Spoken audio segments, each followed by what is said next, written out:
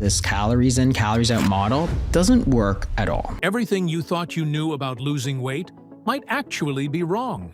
Today, weight loss expert Dr. Jason Fung is exposing the 5 biggest lies you've been told about weight loss and what really works instead. It's not just about eating less and moving more. Let's dive in. Lie number 1.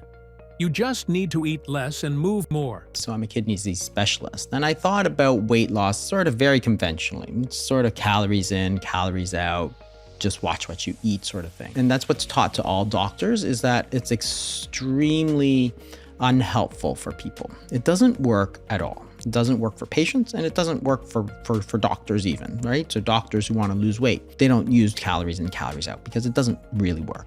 And we all know this. Every person has sort of counted their calories, and almost all of them fail to succeed. For decades, we've been told weight loss is simple math. Burn more calories than you eat. But obesity isn't just a math problem. It's a hormonal one. The problem is not that people didn't realize that they had to eat fewer calories or increase their calorie expenditure. The problem was, why were they eating more calories than they could expend, right? And it's because the body is being told to store energy, right? That's the way it is. That's why you're taking in more calories, or you're storing more calories, is because your body has hormones that tell you to store calories. One of those hormones is insulin, and it controls fat storage.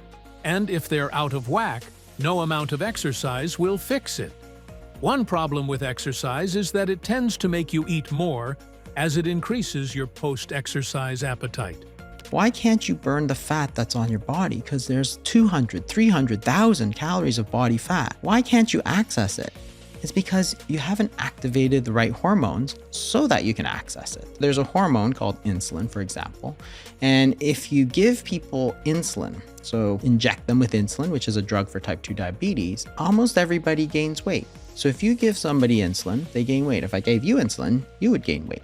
It has nothing to do with your willpower, for example. If I gave you insulin, you would gain weight. Why? Because I'm giving your body the instructions to store energy. Also, when you eat fewer calories, your body will also burn less calories. So we see this in almost every single study. We've known about it for like 80 years at least. You eat fewer calories, your body burns fewer calories. Well, that's going to limit how much weight you're going to lose, right?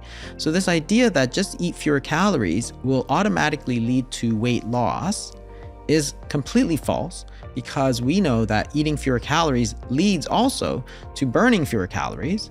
So you eat 500 less, your body burns 500 less, and you're not losing any body weight. Lie number 2.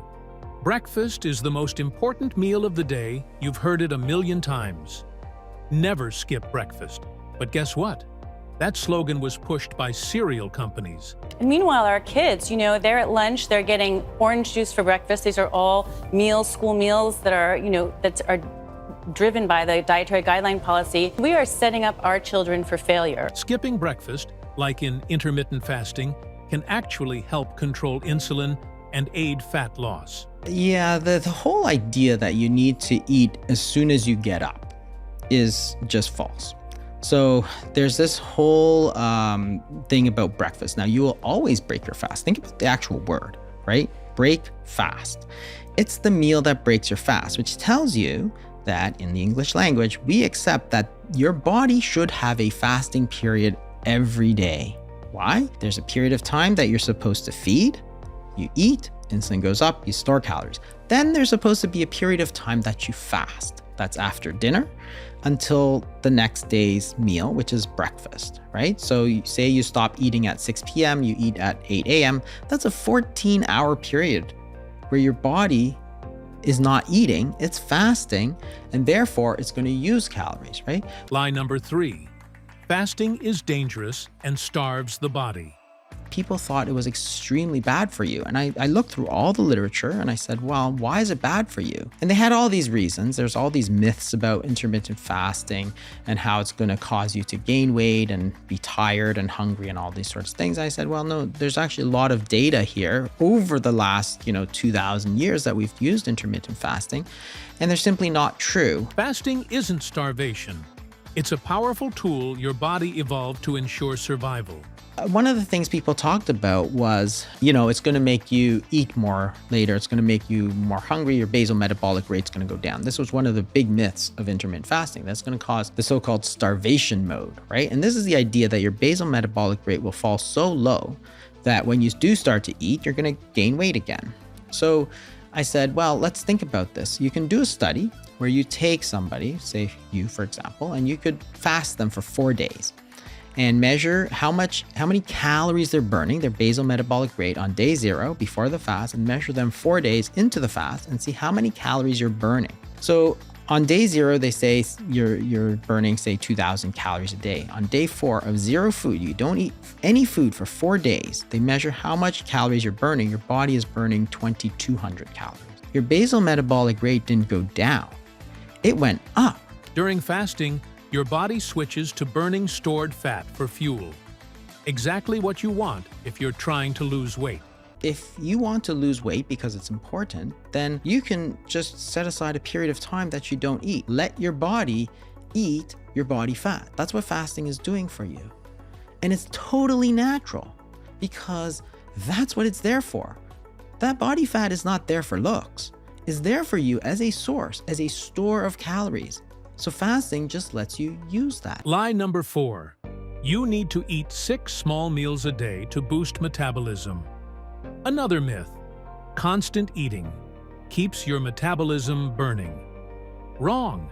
If you're trying to lose weight, you still got to focus on the main topic, which is the foods that you eat, which is not just the calories. It's about the types of food that you eat, which is going to affect the hormonal balance, and also how often you eat. If you're eating all the time versus if you're only eating very infrequently, then you're going to have a different hormonal balance that is going to affect your weight as well. Frequent eating actually keeps insulin levels high, preventing fat burning.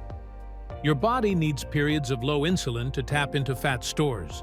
Let's think about this very simply, okay? So if you eat, your insulin's going to go up, your body's going to store calories because you told it to. If you don't eat or if you fast, your body your insulin's going to go down. You're going to bring those calories back out of storage, right? So you're going to burn calories. You eat, you store calories. You don't eat, you burn calories. Very simple. So why would you want to eat all the time? That makes no sense at all.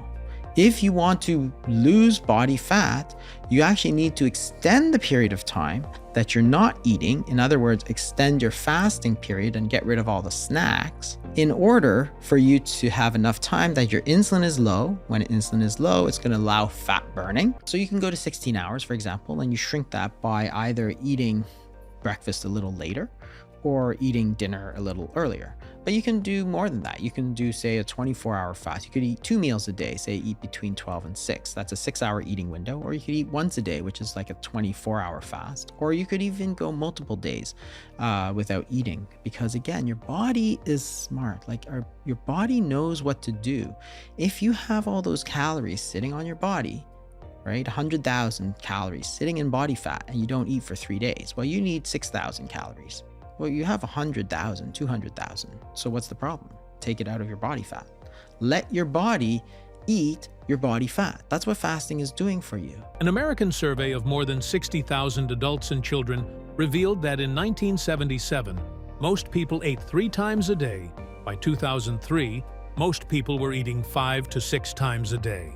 In 1977, we told people eat lots of carbs, okay? So we know that. That's in print. For sure, the American government said eat 55 to 60% carbs, eat less fat. What happened is that, in 1977, people ate breakfast, lunch, and dinner. No snacks. If you wanted an after-school snack, your mom said, no, you're going to ruin your dinner. If you wanted a bedtime snack, your mom would say, no, you should have ate more at dinner, right? No problem. But what happened is that as we started to eat sort of a lot of carbs. What happened is exactly as what we discussed before. You eat 2 slices of bread in the morning with jam. You have no satiety, insulin spikes way up, glucose spikes way up, but then it crashes. So you get hungry again. Then you get hungry at 10:30. So you go around looking for a low-fat muffin. Lie number 5, weight loss drugs are a permanent fix. There's a lot of hype about new fat-melting drugs like Ozempic and Mounjaro. They work extremely well for a while by affecting our hunger and satiety hormone levels. The Ozempic doesn't burn any calories. It's about controlling your hunger. It's about that one level deeper. Why are you taking so many calories? So if you simply reduce the hunger, you're going to naturally eat fewer calories, which is going to cause weight loss. And that's what this Ozempic does. It really reduces your appetite to very low levels. But here's the reality. These drugs can have serious side effects and often only treat the symptoms, not the root cause. Every successful drug to gain or lose weight, right, is a hormone. It's a hormone base because that's instructions to the body. Food is energy and food is instructions. You change the instructions and you change the hormone. When you eat, you actually activate the GLP-1 along with other hormones. There's multiple hormonal systems. The GLP-1 is the one we're interested in. You activate GLP-1, which then sets into motion the instructions for you to stop eating, right? So the act of eating sort of sets in motion that whole feedback loop to stop, right? So this is homeostasis, which is trying to keep things at a proper level. Trigger GLP-1 naturally by eating high-fiber foods, beans, oats, chia seeds, protein-rich meals, especially whey or fish, fermented foods, kefir, kimchi. These signal your brain you're full before you overeat. So then what people tell you is that, they're just not hungry. The protein activates satiety hormones such as peptide YY, which tell our body to stop eating. By the time you take a nice bowl of bone broth, give it a bit of time, the hunger pangs usually subside. So what does work? Quick recap.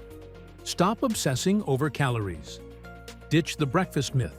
Embrace fasting. Skip constant snacking. And be skeptical of magic pills and injections. Learn from Dr. Fung how to reverse type 2 diabetes. And let's get healthy together.